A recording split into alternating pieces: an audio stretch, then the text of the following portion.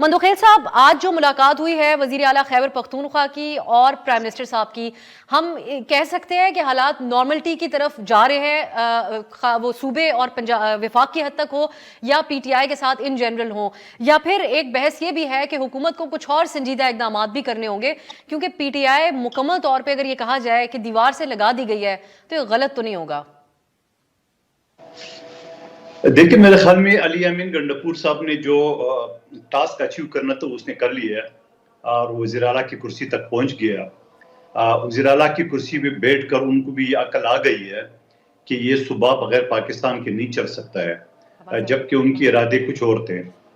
एक chief secretary के लिए अपने साथ लगाने के लिए वो वज़ीर आज़म के पास जाना हुआ, जबकि इससे पहले वज़ीर आज़म के या सदर पाकिस्तान के हल्फ के वो अपने आप को गद्दार के बराबर मुर्तकिब करा था कि अगर मैं जाऊं तो ठीक है, मैं फिर भी कहूंगा खुशाइन बात है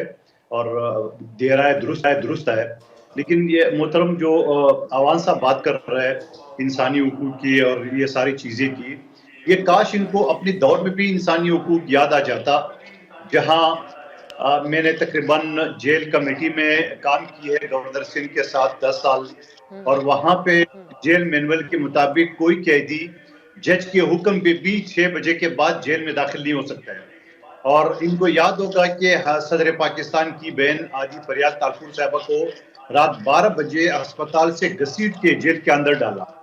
और स्टेज पे तकरीर पे राना सनालाओ या और इस तरह आग करके कहते थे कि मैं तेरे को छोड़ो गली मूंचू से पकड़ के। वो सारी क्या थी? वो इंसानी हुकूक की वायलेशन नहीं थी, वो बदतमीजी के ज़मरे में नहीं आती थी, वो बदअखलाकी के ज़मरे में नहीं आती थी। ये सारी चीज तो आपको अपने दौर में जो आपने साफियों के साथ किया है,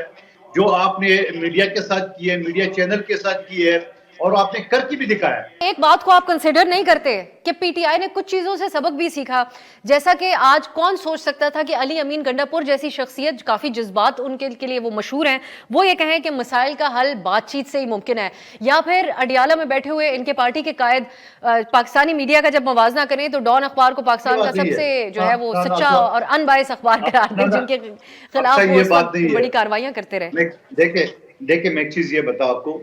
मुझे उसका नाम याद नहीं है, जो मुस्लिम लीग नून में चले गए, डिजिटल मीडिया के इस्लामाबाद के सदर थे, पीटीआई के नून लीग में चले गए, फिर वापस में उसमें चले गए। वो मेरे साथ एक चैनल पे थे, वो बता रहे थे कि जब हम मीडिया के तर्जमानों को खान साहब बुलाते थे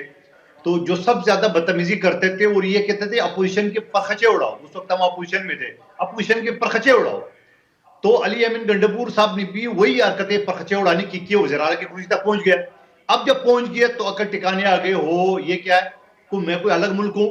अब चीफ सेक्रेटरी वफाक का होगा, आईजी वफाक का होगा, वफाकी सेक्रेटरी सारे वफाक के होंगे, वफाक से इमदाद भी लेना है, फंड भी लाना है, सब चीज करना है। तो वो अकल आ गई। मैं ये कहता हूँ कि ठीक है, मैं फिर भी उसको नेगेटिव नहीं ले रहा हूँ, ठीक है, देर आए दुरुस्त है, लेकिन मैं बार बार ये चीज कहता हूँ कि खुदा का वास्ता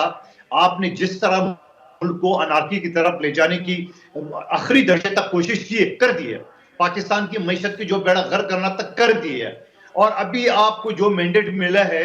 गो के आप इलेक्शन कमीशन ने पूरे पाकिस्तान में इलेक्शन करा है, पुख्तनख्वा वाला इलेक्शन ठीक है, बाकी सूबों वाला ठीक नहीं है, आपकी मर्जी है। मगर अब भी आके मराद भी आप ले रहे, अपोजिशन लीडर भी आपने तैनात कर दिए, कमेटियों के चेयरमैनों को भी आपने इंतखाब कर दिया। सर आप तो ये बात कर रहे हैं कि बिल्कुल पार्लियामान वो दोबारा वही काम करे, असेंबली डिसॉल्व कर दे।